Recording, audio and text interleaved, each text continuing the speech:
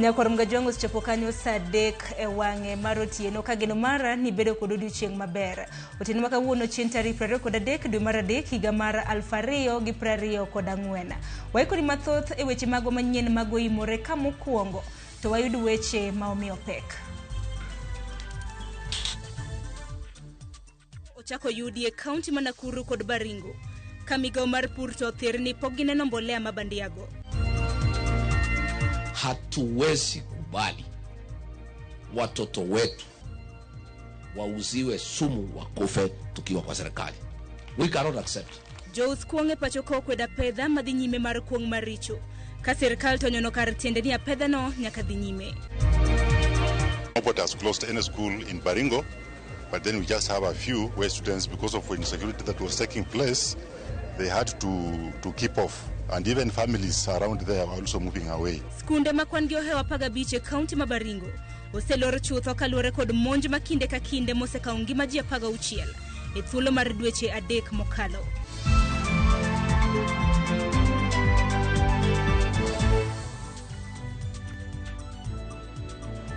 Nyakor mgajongo parni kopogre gi wang jowi hinyalo luwo weche manyien e mbui mago mag oganda yudo kanye mbui mar Facebook, X kanyakla kod Citizen Digital gi nying mar RamogiTV. Ber koro nyaka giko mar weche manyien nyinga Sharon Ongao, jal maloko na wach otieno makawuono nyinge Wilson Ochuka. Machiegni Ngur ewi mbolea mabandia medore ka koro ochako yud mbolea mamoko mabandia e counties ma Baringo kod Nakuru. E seche ma jatend migawo mar weche pur Mithika Linturi to koni gin pok giyudo ywak moro amora kowuok kuom jopur ewi midhiero makamano. Magitimore kinde ma jopur ywago achiedh nade ma koro gikalo e tok usnegi mbolea mabandia. Millicent Adhiambo miyo ler mathoth. Buche mag mbolea mabandia manyalo bedo ni uso ne jopur pachoka koro medore tok lipot mag mbolea mabandia e kaunti ma Nakuru kod Baringo. Ma biro ka sirikal to nyonore kar tiende ni nyaka sani onge lipot mora mora mosegonegi e wi mbolea mabandia go. Mbolea mabandi ofuke 560 manengo giromo $1.4 ne omaki e gwenge mamolo e kaunti ma Nakuru.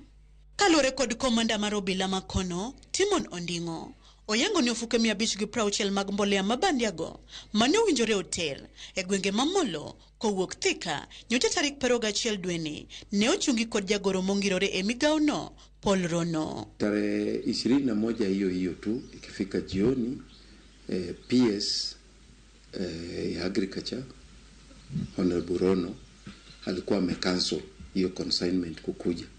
A consignment of 560 bags. So wakati tulipata habari ya kwamba kuna consignment imekuja na ni fake, tukaona something is fishy. So at the scene tulipata gari which came also from the same company inaitwa MEMS, but now the vehicle was KAZ 082B. Sasa hiyo ni trailer tofauti na ile tulikuwa tumeambiwa. Ofuke mag mbolea mabandia go mane omaki kod lori mane oting'ogi nitie tesendo bila mamolo ka girito timne gi nonro matut.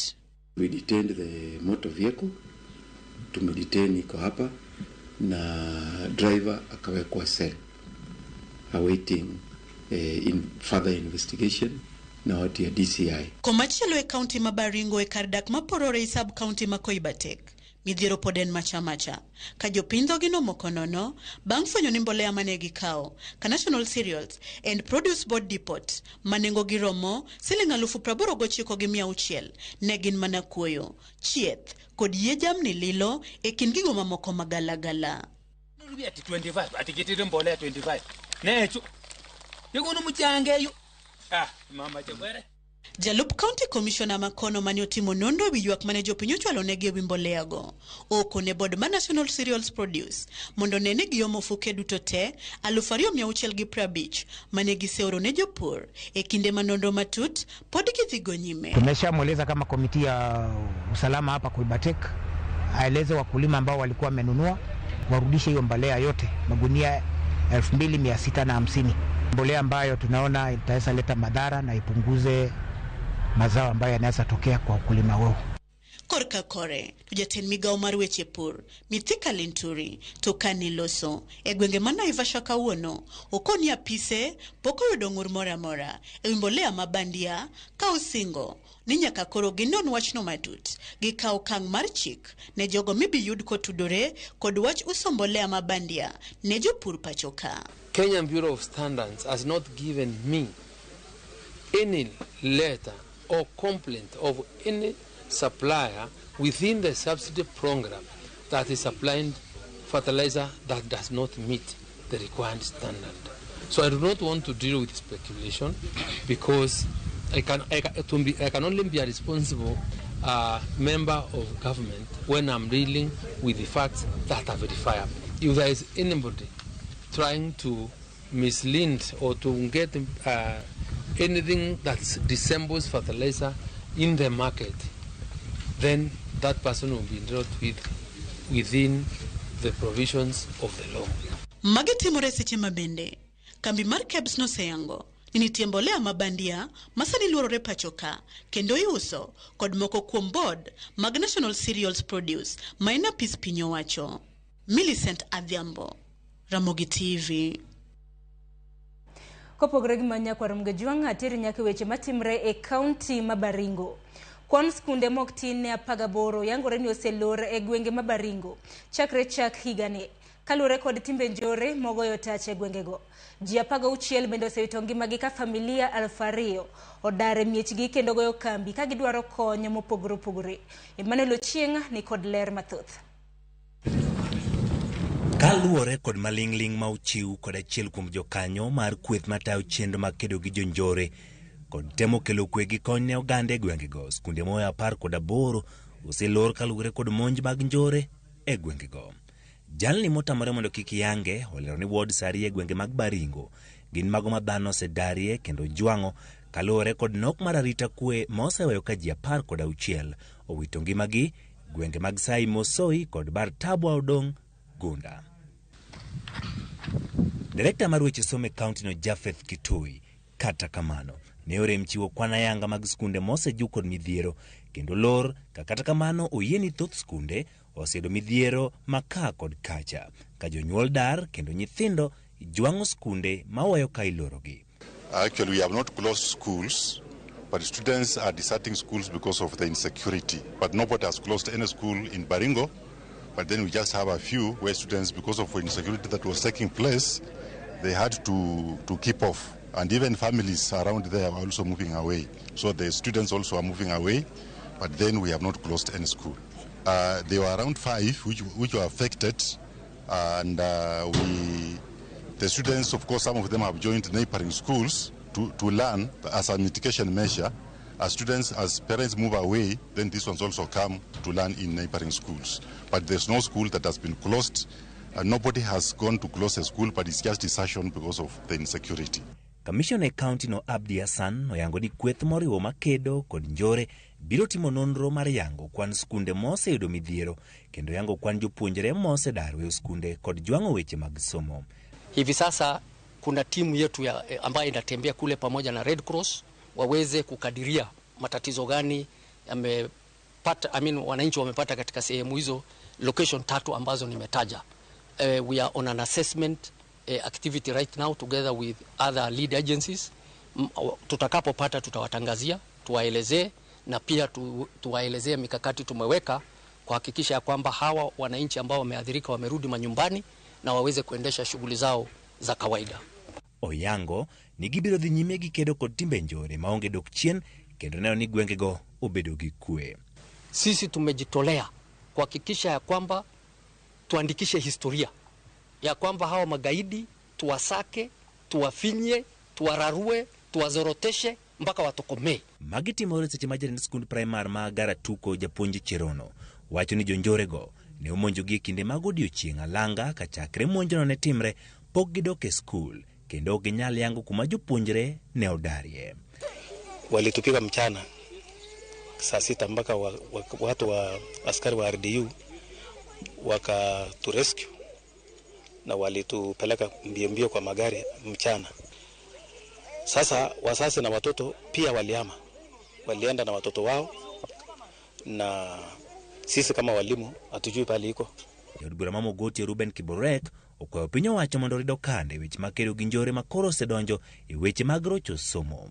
And we have been asking the government, and we continue asking them to make sure that one, they protect life and properties, and more so they protect our children in schools, and make sure that we send the police and the special units to protect our schools so that our children are able to learn without fear of being attacked.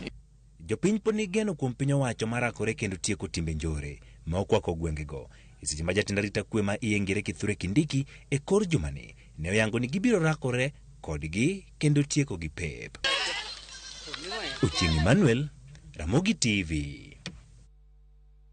Kapogre gi mano, piny owacho oramo ni ok gibidok chien ne dwaro mar kedo kod kuong maricho e pacho kae.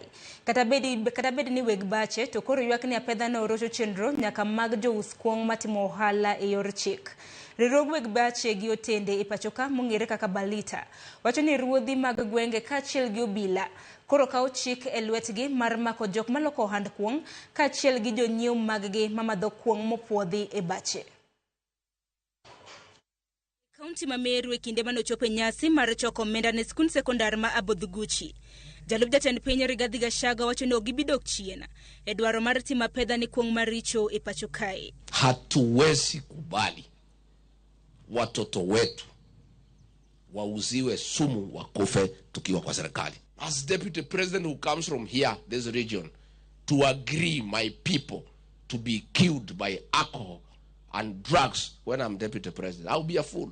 Rigathi kata kamano wacho ni jo ohala mosebedo ka uso kuong mopuodhi ohindi ni magegi ok bithir mak mana jo ohala ma uso kuong maricho. Sisi hatuna shida na ile bar inauza pombe nzuri, enda uza ile mzuri, wala wanataka kunywa wakunywe, lakini sumu imewekwa kwa chupa ati ni pombe, hatuwezi kubali. Kama klabu inauza pombe nzuri ifunguliwe saa 11 jioni, ikifika saa 5 ukunywe uende kwa bibi yako. Maka to bedo ni riwruok mochung' ne weg bache gi otende Balita to ywak ni chakre ne apedha mag kuong maricho chakre e pacho kae.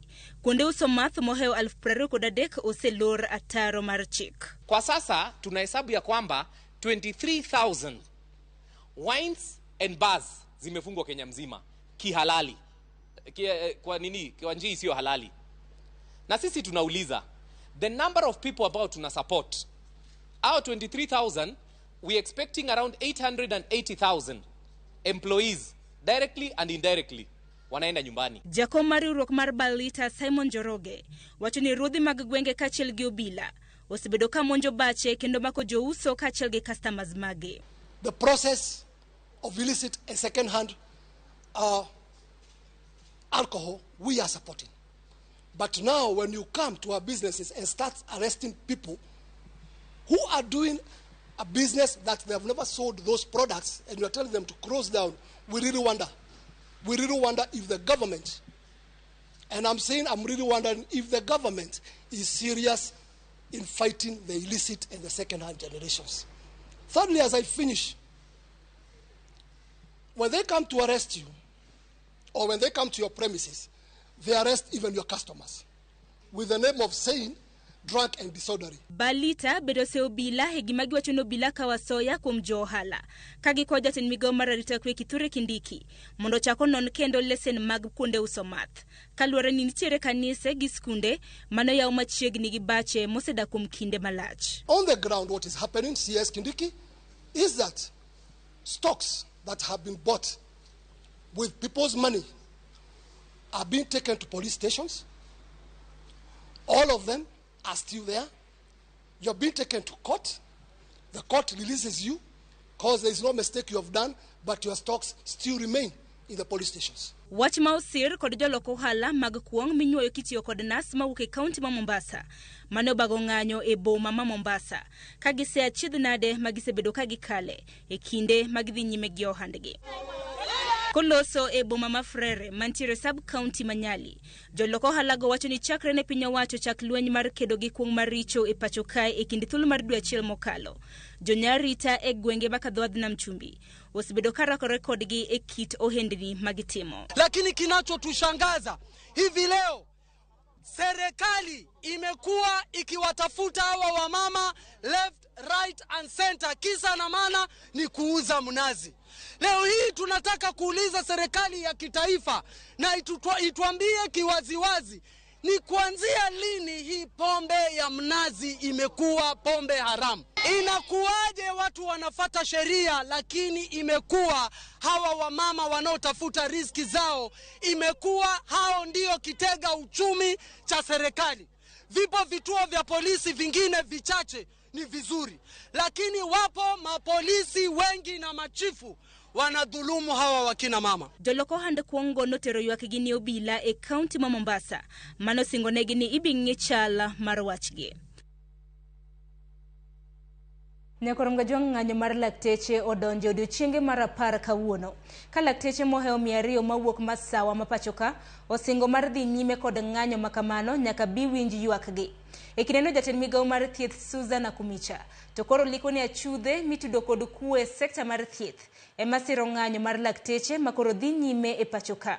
E kineno bende riwruok mar lakteche mag mine owacho ni thoe mag nyithindo matindo kod mine mapek biro medre ponono ni ng'anyo makamano odhi nyime.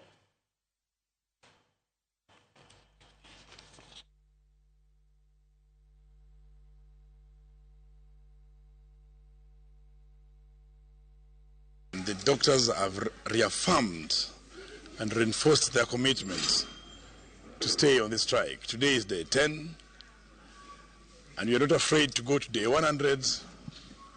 We are not afraid to go to day 200. We are not afraid to go to day 300, as long as the CBA is implemented. As it is today, our what we call maternal mortality rates, that is how many women die out of every 100,000 women who deliver live births, is a very high number. It's about 355. Sai mimi nimefanya kazi ya afya mpaka kuna watu wamenionea wivu, wameanza kuleta nyenyenye. Lakini mimi nataka kuhakikishia kwamba mimi sai watu wameona vile napanga kazi yangu. Wale wezi walikuwa KEMSA, nimejua ndio wanasponsor maneno mengine. Wale watu walikuwa naiba NHIF ndio wanasponsor mambo mengine. Chenro mar gero udi achiel kuom chenro madito mag jatend piny mabende ne ochako tiyo chieng' tarik 19 mano mar dwe mar adek mano mar higani. Mabiro bang' jod bura chugo chik madhi tayo chenro mar chugo jopiny 1.5% mar gero udi. Tok doho mamalo chugo chenro no kuom koso bedo gi mise mano mar chik. Kata kamano penjo pod nitiere ewi chenro mar gero udi kaka juogo jogo eko mabende ondike tich. Chal mar omenda ma sirikal ne ojuoge kinde dwe mar 7 nyaka dwe mar 12 mar higa mokalo. Jafwambo marwa mar siasa Chris Owino kolonwa ong'wengo mokwako chik mar gero udi. Achiel kuom chenro madongo manie chuny jatend piny William Ruto en chenro mar gero udi manyasani manengogi oyweyo. Kata odoko ni chenro ni osetuomore e ohinga mathoth mag chike, Ruto osebedo ka wacho ni chenro ni biro dhi nyime kata tek kata yot.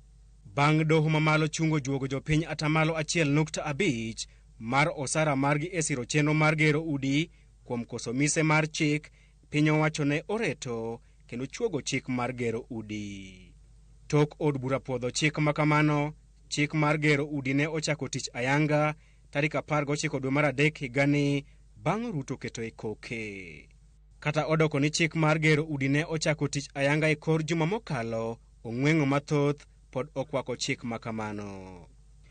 Achiel kuom penjo maduong' en chenro ma sirikal dhi tiyogo e juogo jogo ma ok ondike tich 1.5% mar gero udi.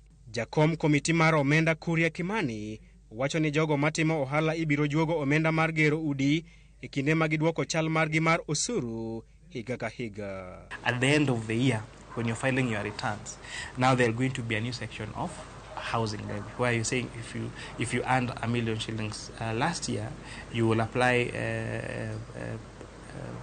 your pay as per the graduated scale, and now in addition to that you'll be required to pay 1.5% of that as housing levy. Kata kamano, okil Kamalo Kawilis Otieno wacho ni chik mar gero udi pod dhi yudo hinga mag chike kalure ni chik makamano ne onge budget maduong' mar 2023 2024. Igeni pesa sirikal nyaka bi gi budget mare.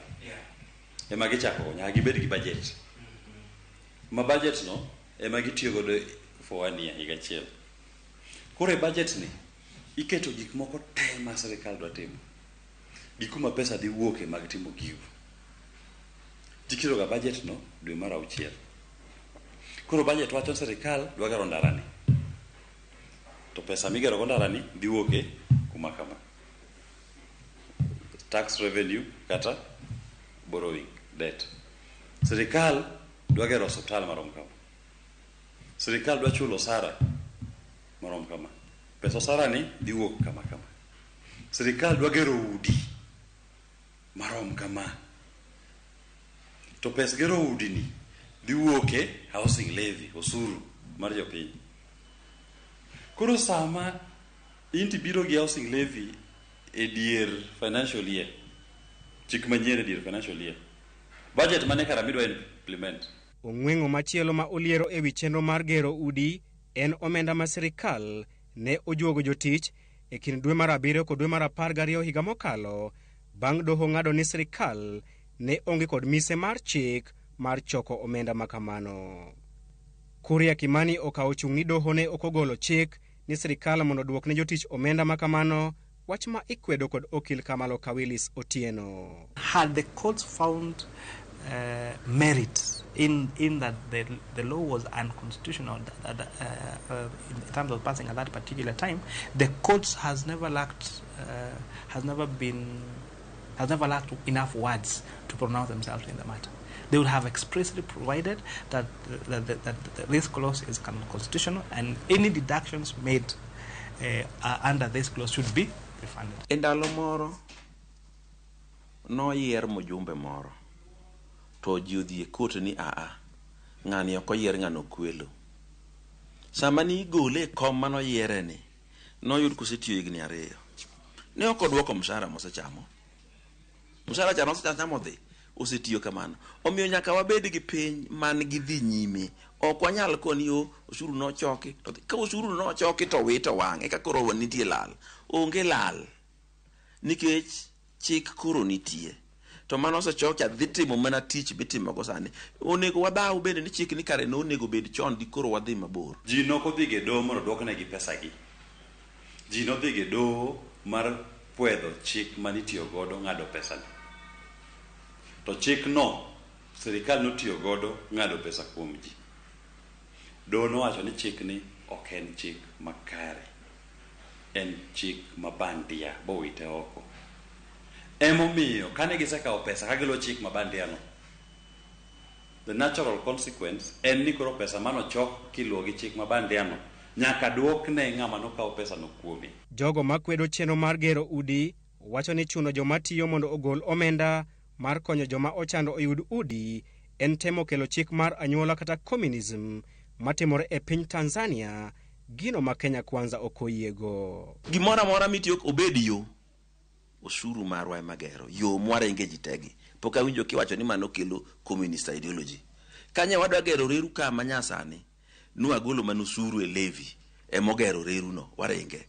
Sikundege, universities gi osuchwa magero gi. Ngire Peter Wanyande, janon weche mag siasa kendo japuonj machon e mbalariany ma Nairobi, wacho ni chenro mar gero udi en paro maber, mak mana ni yo ma iketogo e tim ema ok ber. Mondo jatelo Maruto owach ni odwaro ni mondo jo Kenya ma odak e udi ma ok beyo onego yud udi mabeyo, onge problem kanyo. Problem or gima ok long ahinya e wachni en gima kisungu wacho ni conceptualization. Be osepare matut magik miwacho e wach gima giluongo na affordable housing ni obedo thrashed out. An anyalo koni ni kibiro Nairobi kati neno ngima ma ji odak e slum, inyalo wuok midog ibidag e dalani e gweng' miwacho ni Nairobi na onge. Iwinjo maber nikech kaka dhano dak Nairobi ka, dhano kodak e yo maber. Iyudo ka en nus room ok kata room achiel, nus room kanye ma ng'ato keto kitandane temo ninde gi nyithindo iwinjo tema kanye macho to kanye baf to dak kanye Nairobi mana nyalo wuoye ni jowa modak Lang'at high rise ward kuma kurene ni gedeni mumakre gi Kibralindi ward en wat malich makane jogo sane nyocha kane idwa ni ochungu wachni dogne kinganyo nikech ng'eny ji kia ber gine maginene nikech ne gineno ka zone no rumo ma zone eno rumo madhano no yudo udi madhano donje e twak marwa kode Kuria Kimani ogolo luoro ma osebetie ni ji duto ma ijuogo omenda mar gero udi ok dhi yudo udi makamago ka bende owacho ni od bura ne ogolo chik mar chulo deposit ewi udi makamago kaka yo mar neno ni joma ochando oyudo udi manengogi ogonyore. Jolonye weche mag chike bende osegolo ng'ur margi ewi chenro mar gero udi magiwacho ni en tij sirikal mag counties ma ok tij sirikal mamalo. Planning and development mar housing makoro ema this so-called affordable housing deal go. Planning and development of housing and function mar county government. It's clear. To gimwaneno a project ni sani. Any national government emomake gik moko te national government wadwa timo. Kidhi China iyudo ka intigbo ni wealth creation kata mwandu to wan gimoro ni employment kata tije. Iyudo ka Kenya kanyalo gombo dhi China. Achiel gik mano boost uchumi kata economy mar China gin housing project maneno wan okagi. Adwa ng'isi gimoro wadwa mageno ne wan gi over 100,130 projects housing projects under construction. Projects gi iyudo ka o create ni 110,000+ job creation. Tiende ni ibro yudo jalwedo kanyo manyalo wakanyo to dhi ode to chiemo. Ibro yudo foreman ko akanyo dhi ode to change familia ne. Ibro yudo engineers plus contractors. Jopiny pod oketo wang'gi mar neno chung' madoho dhi kao ewi buche adek makwedo keto e tim chik mar gero udi. Chris Owino, Ramogi TV, Nairobi. Kopogre gi manya kwa Ramogi duole makedo gi mibadhi e pachoka EACC oyiene mar uso mwandu mar mane en gavana Masamburu Moses Lenol Kulala. Doho mamalo ogolo chik mondo EACC omak mwandu mag Lenol Kulala manonye kar dak makaren mogere ute manengo gini malo. EACC wacho ni gidwaro mondo gavana machon no odwoko omenda maromo siling milion 80 kata mwandu manengo ne romo kamano.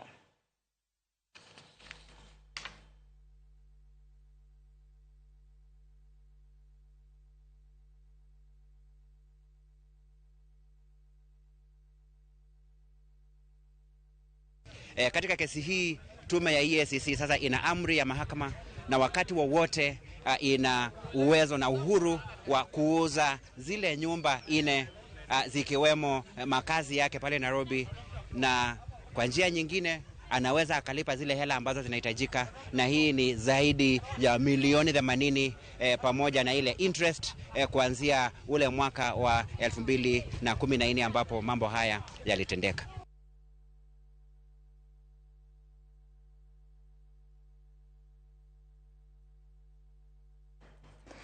Na korongo jong dakika 29 tok saa 3 mamidhiambo kapo kaka yo matin benda par nini otieno makawuono thor wach wa makawuono chendo mar mine wacho en thor wach machiegni kodwa hinya ne jok ma jathoro tiyo gi mbui kanyalo mna pinji ni intiere gi mbui adi to gikonyi nade kopogore gi lombo wangi kachiel gi yudo mor kata entertainment. Otieno makawuono nya korongo jong wapuonjre kaka wanyalo timo ohala e yor mbui. Antiere gi wendo mosedonjo mano laktar ZP Okoth ma sinema kenen japuonj e mbalariany mano mar KCA. Omiaka yo matin haduogi chenro mar mine wacho. Kik dhi mabor.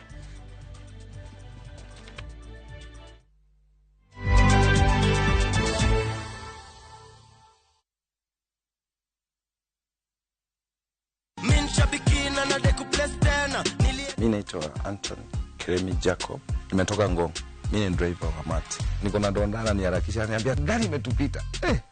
Nikamwambia kuna simu iko hapa ya muhimu. Ananiambia muhimu gani? Sasa tuko na gari. Nikamwambia nikaweka gari kando. Nilifurahia by the way machozi. Na nikamwambia usiweke mtu mwingine hapa mbele asione. So mtu alikuwa anakuja anamwambia hapa mbele tunaweka manager. Nilikuwa nataka kufungua ka business, kuna wife wako home, hata yeye atoke kwa nyumba sasa tupatanange jioni. So Shabiki imenisort. Shabiki Super Jackpot ni time yako. Minadai wote twenda hivi. Not for persons under the age of 18. Shabiki.com is authorized and regulated by BCLB license number 587. Embark on the adventure of a lifetime to exotic bush destinations with up to 30% discounts by View Travel. Relax in the wild surrounded by luxury as you witness the beauty of the Sarova Mara. Picture yourself surrounded by the sights and sounds of majestic wildlife. Enjoy thrilling game drives as you catch sight of the Big Five. All this for 33,000 Kenya shillings for a 3-day safari inclusive of transport. Get to experience endless adventures at the Sarova Shaba, where evenings are special. You'll enjoy traditional dance performances and bonfires as you wind down the day beneath star-studded skies for only 22,000 Kenya shillings for a 3-day safari inclusive of transport. Experience the wild like never before, courtesy of View Travel's massive discounts. Visit viewtravel.com and make your booking now. View Travel. Dream, explore, discover. Tinto tikomanya na bongo tena kirengaki. Eseki. Asenye nja sobu kimabwana eno wengenjo mono. It's a love story like no other, where jealousy and pretense are obvious between Pragya and Suresh. We bring you Kumkum Bhagya in Kisii. Wow. Watch the drama unfold as Pragya is set to marry another man. Muswati omundu arumu yakombwa ani mambi nochote bumusani onomu yakombwa nani mambi ende nochote byamate yani nenkia. Watch this beautiful love story of Kumkum Bhagya in Kisii, only on Viusasa. Dial *487*1# or visit viusasa.com to renew your subscription. Wanchimbwa maiso ko mia yetamanyaini.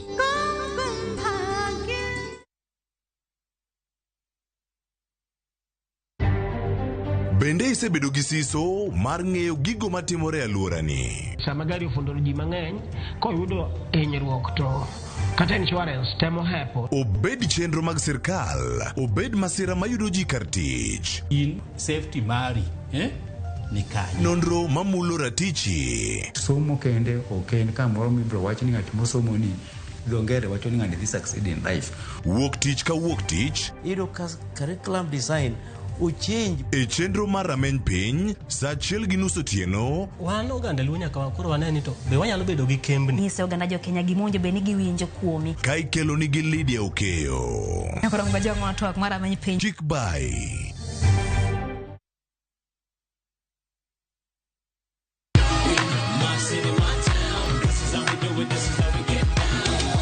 Okwan mana jomohero goyo thum. Wan ne wi sigendni mayudore e thum.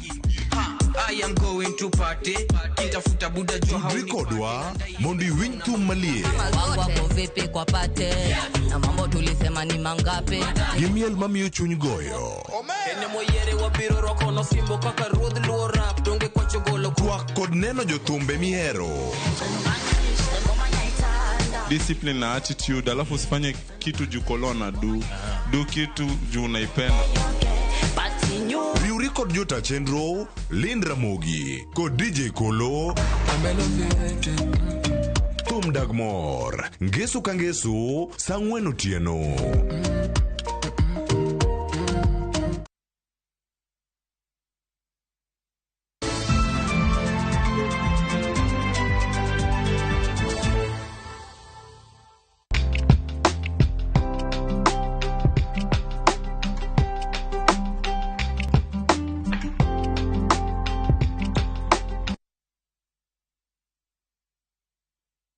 Nyakorom Gajwang machiegni chenro mar mine wacho otieno makawuono dakika 35 tok saa 3 mar otieno. Otieno makawuono Nyakorom Gajwang wapuonjore nena kaka wanyalo loso ohala kata timo ohala e yor mbui. Penjo mana sepenji motelo mbui mage ma intiere to gikonyi e yo machal nade. Otieno makawuono atimo nonro mara anoka mbui mabende oganda ng'enye en mbui mar Facebook mabende nitiere kod oganda mano maromo bilion 3.05.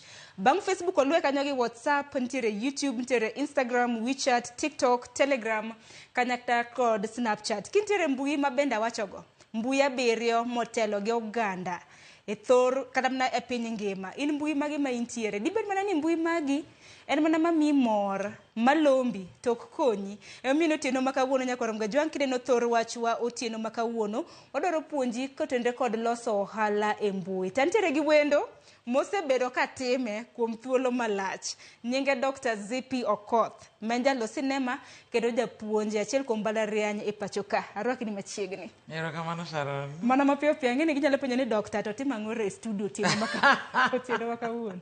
Nyalo mana fulorine gi kasto wachak twak. An iluonga ni Dr. Zippy Okoth, an daktari nikech asomo wach sinema nigi tugo e yo kango mamalo makasani koro onge buku makalo kendo. Koro matin atimo PhD in Theatre Arts and Film apuonjo KC University, lakini moloyo to an ja sinema, asetimo sinema sani movies apar, plays bende asetimo mokalo 15. Yes, I graduated from Maseno University, then Kenyatta, University of Nairobi, then Kenyatta University with my PhD. Yes. Pero kama na inya kuom yangore yo makare. Koro Otieno makawuono wanisane kotende kod ohala e yor mbui. Bendo adhi bedo kwa donjo kotende kod sinema, mabedo biro godi biro bedo kilero ni Nyakorom Gajwang. Kata kamano, Dr. Zippy, asewacho mbui 7 mabedo Nyakorom Gajwang samoro gintiere. Okongo monde, ere kaka wanyalo loso ohala e yor mbui? Wanyalo loso ohala gi yor mbui yore mang'eny. Ma ji paro en kaka ni YouTube ni kiketo gik moko tiyudo pesa, lakini kiketo gik moko pile pile, wawach ni seche te, eka inyalo bedo gi following kasto gi viewership mang'eny tiyudo pesa. Lakini mopogore gi mano, kata in kaka ja ohala, ineno ka tinde jok ma uso gik moko kaka Instagram dwaro jok ma goyo pichni gik ma giuso to iketo kanyo to iketo gi bei. Koro nitie jok moko maketo gimoro kanyo to wacho ni penj bei bang'e. Kamano kinyalo yudo duka kidhiye tineno kata supermarket tineno kosendik bei kanyo. Koro ket picha no gi bei no kanyo chutho ma ng'ato ng'eni kama iri ma bei ne to kama e kaka nyalo nyiewe.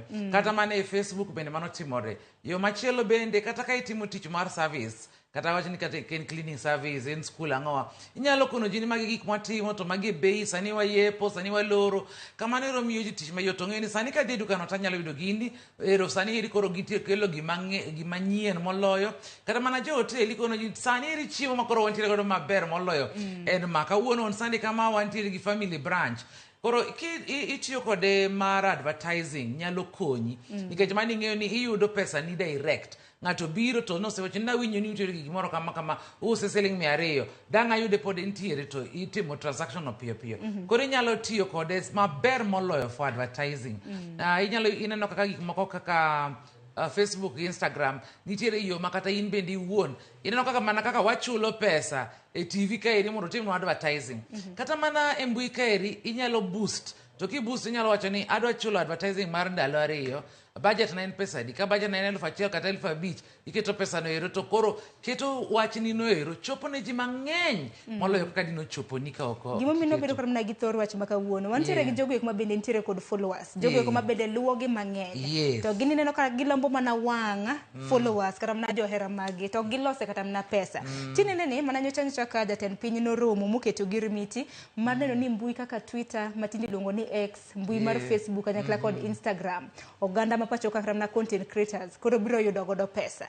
Ing'eni chon na ginyigo mana ni Facebook content creators mag YouTube emana loso godo omenda. Koro wanyalo mana jiwo jogwa kaka ginyalo loso omenda kaluwore kod spaces mopogore, nikech wang'eni nitiere rang'iny mopogore opogore mag ohala inyalo tim e mbui ka mbui.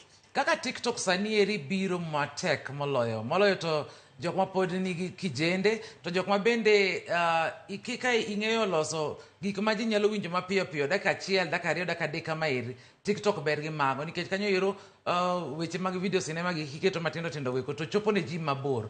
Koro kanyo bende nyalo loso pesa, to kanyo ero gima ber gi TikTok en ni kaka sani ka aketa ni itimo live ngato nyalo oro ni kata mana siling 1,000 200 100 to iyudo pesa no real time to pesa no donja PayPal to iso fuko direct koro mano bende dio achiel lakini nyaki bed kanyo kitimo live nikech kaka TikTok, Facebook nyaka Instagram tire gi gimilongo ni live matiende ni in real time ok ni seche ma intiere no ema picha ntiere mbele ni tiwuoyo gi ji to gipenji tidwoko gi igone kata mbaka tinyalo bedo live no kata mana seche 2 to ji oro ni pesa inyalo kono gi ni oro na kata 100 to gi oro ni to pesa no nyalo yudo to i withdraw immediately koro mano bende ni achiel lakini maber moloyo en ni kai iamua ni dwaro loso pesa e yore gieki en ok en tich mayot kaka ji paro jok moko wacho ni an adwaro mana timo ok en tich nyaka ichiwri ni tijni eri makoro ing'ang'e ni an pile gokinyi nyaka ket ni ji picha nyaka ket ni ji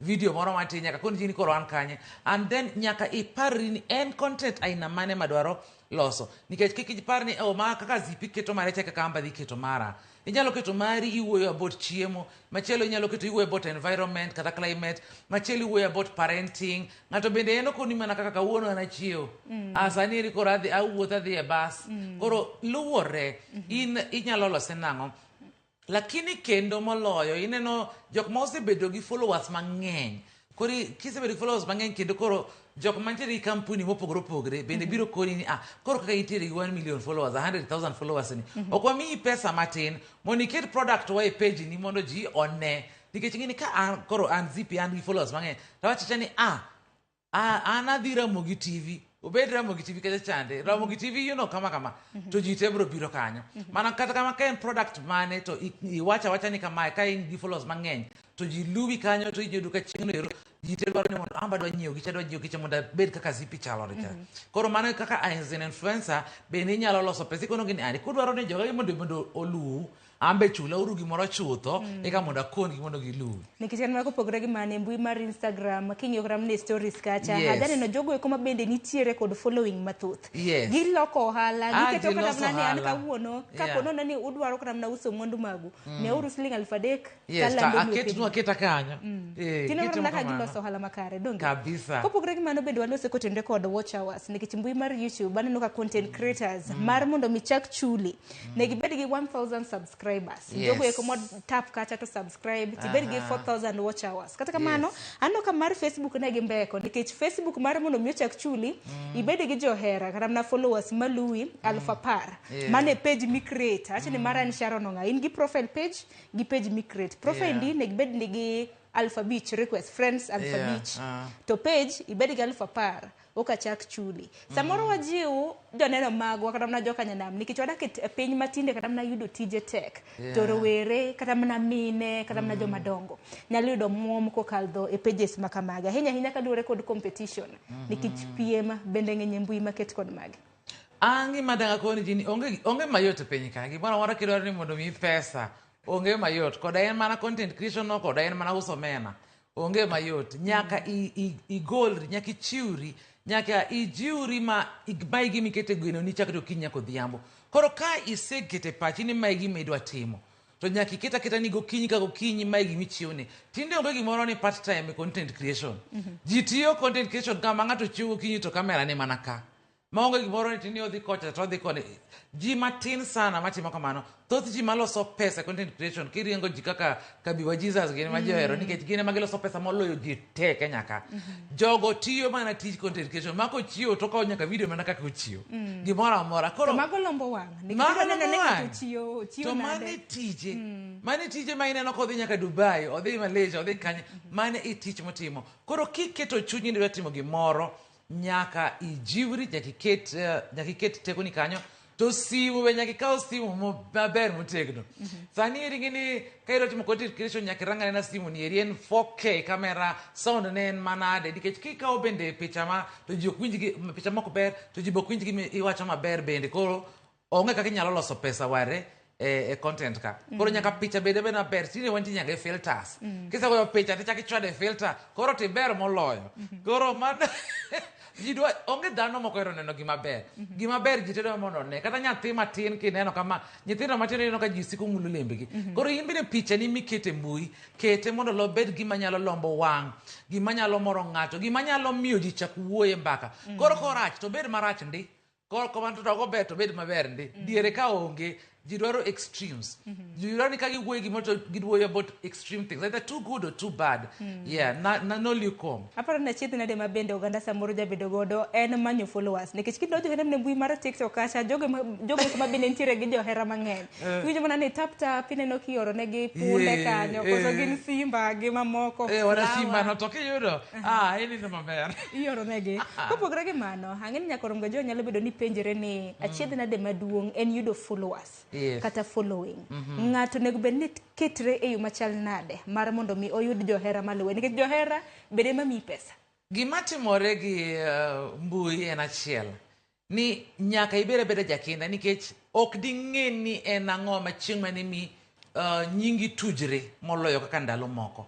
Nikech inyalo yudo ka ng'ato en oloso content pile to onge followers. To chieng' moro achiel, video achiel, suddenly ji te chako follow. Koro mago gik matimore gi mbui ka. Koro kik chunyi tho ni an asebedo ka ntiere mbui ka iri igni koro dhi abich jogi ok luwa to aneno ka gik maloso gi ber. Jiwri ajiwa dhi mbele chieng' moro achiel. Mana kaka biashara moro amora kaka imedo dhi e tich pile. Chieng' moro customer biro wacho ni an ok adwar iluongo no, ok adwar pencil 10. Adwaro ni mondo imiya pencil box 100 tere skunde. To dogi penji to ang' nadhi agol pencil box 100 kanye. To chieng' no kano komiye nyaka capital. Kaka mana mbui ka bende. Kaka imedo jiwori, kaka imedo loso content chieng' moro achiel ne pore ka. Nyalo bedo ni igoyo content ka to toke koni ere jatelo ntiere. To jocho ni macha ere video mane jatelo ntiere cha. To kaka ipori jipo mana ni jiwuoyo kuom pile. To bende gik miwuoye penji adier mari en ang'o. Dhano nyalo neno adier mana ng'ato. Koro ka iwuoyo mbui wach adier mari. An ong'eya gi adier mopogore. Nikech ahero wuoyo weche mag divorce, weche women. Koro ka awuoyo to ji ong'e ni zipi wuoyo from experience. Koro in bende kiwuoyo adier mari, wuoyo adier mari nikech johera adier go eko, bro miyo iyud followers mang'eny. Jokero wuondore nikech mbui neno kanyo ka ji wuondore. Samoro ng'ato go karamna picha ni entiere gwenge bag kana mtumbi to samoro entiere karamna turo kanjira kacha. Kata kamano Dr. Zipi hanno ka director maranyisa ni wadonge matine dakika 5 mar tieko twak makama. Twak makama ok onyal tieko ko kimenya kor mgajwang mijingwa hinya nyaka ka jalo cinema to cinema bende mbui magi sebedo kike iloso. Bende nitiere moro manyien mubiro godo ma bende haneno ka uwacho ni ubro bedo ka ulonche kata uyange machiegni. Ong'ere kaka Otis Janam. Kwalo se matin kotende kod Otis Janam. Otis Janam en sinema mamit mane waloso. No shoot last year Rusinga Island. It is set in the 90s en kuom nyako miluongo ni Api to giwuoyi miluongo ni Otis Janam. Otis Janam story ni en about boat racing. Koro Otis Janam oyudo nyako ni nikech en mowin boat race. But e gweng' ka ji ong'eyo ni Otis e laziest man ni pok ma nyap makoro nyap mokalo. Lakini kuom wuon nyako ni nikech en jaradieri owacho ni we amiya Otis nyara nikech nasewacho ni ng'ato moloyo piem yie ema dhi miyo nyako. Lakini bang'e Otis ka wuon nyako ni osetho, Otis okawo mwandu oketho omedo mon ochamo jaraha lich. Gini jachan ko yudo pesa. Chamo nikech okia kumo yae. Otiso chama koro nyaka biashara nyako ni olwaro piny lakini koro ntiere yie. Piem yiedhi machielo makoro moyiene mon mondo otim. Ting'eni kitu waluo ko yiene mon mondo tim ang'o mondo donje wach kwang'o yie. Kata mane washoot movie ni eri Rusinga. Nobedo matek ma jodongo nokono wani ka timore kamano to koro ok en kitwa gi timbewa nyaka waket speedboat ka nikech jogi kodonjo e pi kawuono matiende kawuono ok wadhi yudo rech moromo, ok wadhi yudo omena moromo, to kata mana yie ma gidonjo godo ni nyalo lokore. Koro ing'eni nwaketo speedboat kanyo lakini berne ni washoot movie watieko to tarik 27 next week Wednesday, this week Wednesday, 27th March, wadhi bedo gi sinema ni kwa kete screen maduong' KICC, to wadwaro ni mondo ji te obi, wadhi chajo 2,000, ka ino jaluo ma kawaida lakini kiparo ni ino kin kawaida ni ke joluo ko ero bedo kawaida dier ko wan ga mana VIP wan koro VIP cha macharo koro 1900 lakini ja VIP achiel mano 2000 to wakwayo ni mondo chop kanyo ero chon sa 11 ubel gimoro matin asto sa chiele wange to watengo sinema to kata karu ka wabro kele ero kama na enya to tickets momondo ingeni be nitie tickets momondo basa moro johera mago maneno chenro makawuono na miyo kata mana manono anyalo chiwo ticket achiel ka nikech wacho ngi koro kadanga tambra lakini adwaro chiwo ticket achiel maybe ngato nokona kata jathum achiel mane ma ower ginene otis janam ka jathum man nikech wantiere gi jothumbe adek ngat mango wacho mokwongo ka iluwaga kata chaka ma ingeni wawuoye mbui ka iluwaga e mbui ingeni jothum adek oloso were mwatiyo godo otis janam gin jothumbe madholuo wachonwa kata achiel ero kama na inya Dr. Zipi en mana ni sa emo ngado wadina hero mar dhi nyime gi twak makama kata kamano nyakwa dhi nyime gi weche manyien koro kaka Dr. Zipi osewacho ka ne sacho jathum mower kanyo e otis janam ne to biro bedo kwa miyo gi otiko kapok idhi ot dog mano ngata achiel nyinge no obro kelo we amiare di poko wuotho gi jabatha ni ka dichwo yudo kata dhako yudo kora mobi kende aya kora amiyo gi ariyo lakini ariyo gi dhi ne ngata achiel ok ji ariyo opogore lakini kata Ramogi ka wabro kelo nugodo bag Easter bag kucho wabro kelo nugodo asto kwatieko premier tich adek wabro tero Anga Diamond Plaza e cinema Kuroiro ubro neno cinema ni chake Friday and my movies Africa kwa dwaro ni cinema ni ji one kaka Homa Bay chalo Homa Bay ber malich ero kama na inya to gima ber ni Homa Bay bethura ali Homa Bay to the world ero kama na inya nyakorunga juange kanyo ben makelo e giko mano mara mine wacho gino mara ni winjo puonja ahinya kaka inyalo tiyo kod mbui mari e loso ohala kik bed mana ni moria mora kanyo kata moro ji to kiyud yuto donge oritur masani kata kamano pod aduogo gi weche manyien kik dhi maboro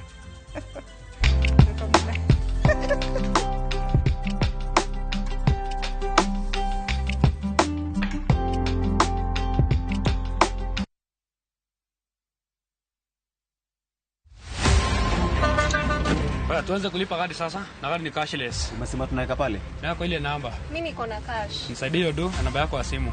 Nakusot. Ka in jawuoth mar matatu e safar machiegni kata mabor, non kendo yang ni chulo fare mari kokalo e yor mbui. Non ane ka yudo risit mari e simbi. Kama sira ujuki, kendo idwaro ni ochuli gi kambi mar okumba. Risit mari kata digital receipt e neno mari ma ibiro golo. Ka in wuon matatu, dwarore kokalo kuom okumba mari mondo ibed gi yore mag chudo kokalo e lony manyasani. Mondo matatu mari oyud okumba. Mambo ni digital. Tudri gi jal ma uso okumba mondo ing'e mathoth.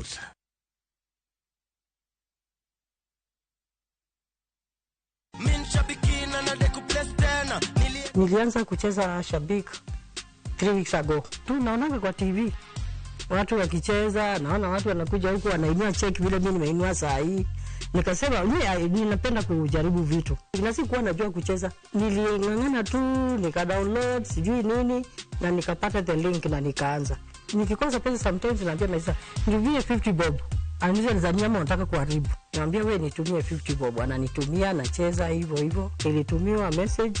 Hiyo message si kuitilia maanani. Niko kwa nyumba tu, hata niko sijaenda kufungua duka. 11 ndio nilipigiwa simu. Ukue citizen by 8:30. Nilikuwa nafikiria nitapata 6 million. Sikupata. So unajua huo unaenda unafikiria utapata ile kubwa. Lakini sikupata hiyo, lakini hata hii nimepata, nashukuru Mungu. Ndoto yangu na I think nitaboost biashara yangu. Hiyo tu ndio huwa nataka sana nione ikienda mbele. Shabiki Super Jackpot, ni time yako. Minadai wote twenda hivi. Not for persons under the age of 18. Shabiki.com is authorized and regulated by BCLB license number 587.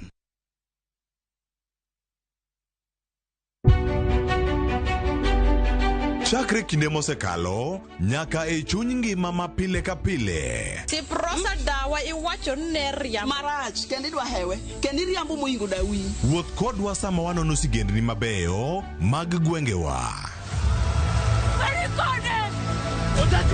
Ng'e ber kod rach, mor kod kuyo ma ng'ato nyalo yudo e wuodh ngima.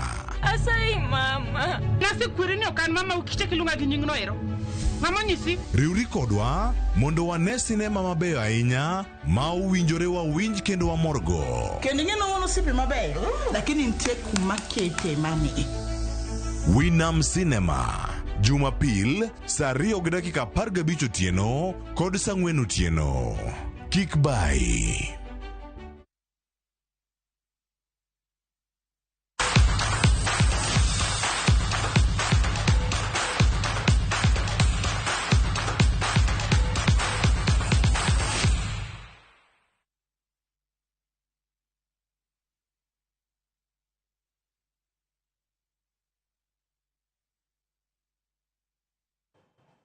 Nekoronga jong machiegni weche mago mag tuke. Evans Otieno Nyango mawuok kaunti ma Nairobi e jaloch mar tuka vieta e shabiki.com. Evans oleo shillings 250 e tugono mar riembo ndege e Shabiki. Shabiki chiwo mich ne joloch juma ka juma. Mondi tuga vieta e Shabiki. Lemo mbui margi kendo nyalo bedo jaloch.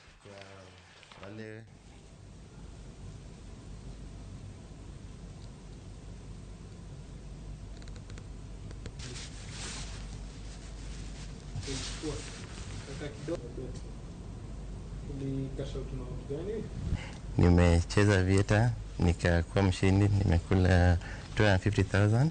So I'm planning to invest this money and hopefully it grows ikuwe kubwa, and because the competition is still on, I am still hoping to play and participate in the competition. Naweza kuwa mshindi hata 1 million.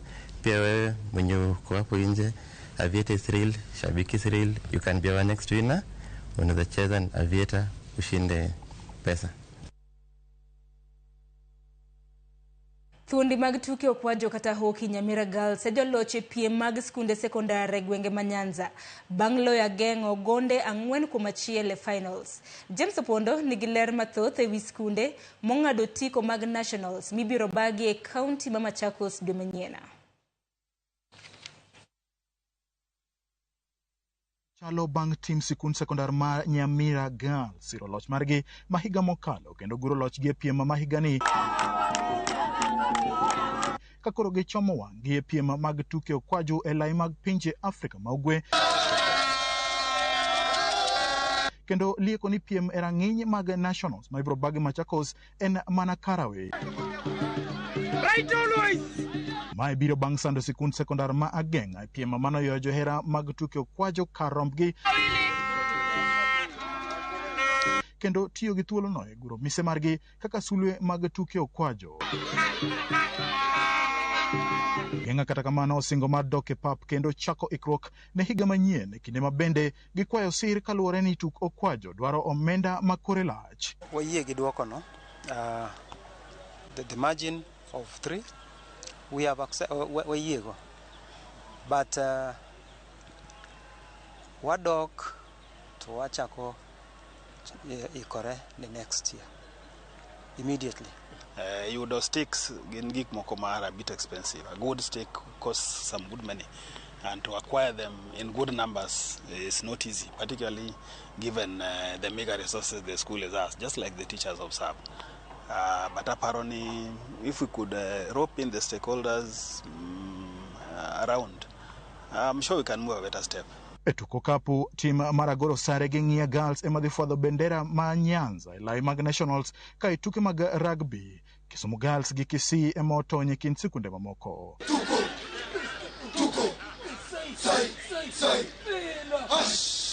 Sikundi ya wuoyi ma Manyata koda mar nyiri ma Ulanda ema dhi piem e tuke opich lwedo kata handball ka e kinde ma tuko kwajo. Ringa Boys e rwadh Nyanza ka Nyamira Girls to oramo ni ka loch mit to inuoyo. We are so proud that our team has worked as a unit. So we are so excited for the support from everyone, including the supporters. Actually, the whole Nyamila village is here, so and we are so grateful for that. You can see that I've lost my voice. That is the happiness. Yeah, we've defended our Nyanza region title. So as we go to the nationals, we are still the defending champs, and we are going to make sure that we come back with that particular trophy. Hockey team itself is a very expensive game. And we are expecting that maybe well-wishers will come in to assist us, make the team comfortable. If you look at just the hockey stick alone, it's very expensive if you have to get a good one. So as a school, we may not manage to purchase the equipments required. Wamora inya kombe moido mar Nyanza ni koro kaka wadhi Machakos County wamor kwa the tugo nationals kaka last year nwa promise nwa the tugo kaka wadhi team kuom joma osekonyowa nyaka nwachaki wagonero kamano maduong' moloyo en Nyasaye motimo wan kae. Piem mag tuke sikunde sekondar e alwora ma Nyanza yande Obage County ma Kisumu kuom ndalo adek ka koro piem mag nationals ochomo county ma Machakos. James Opondo, Ramogi TV, Kisumu County.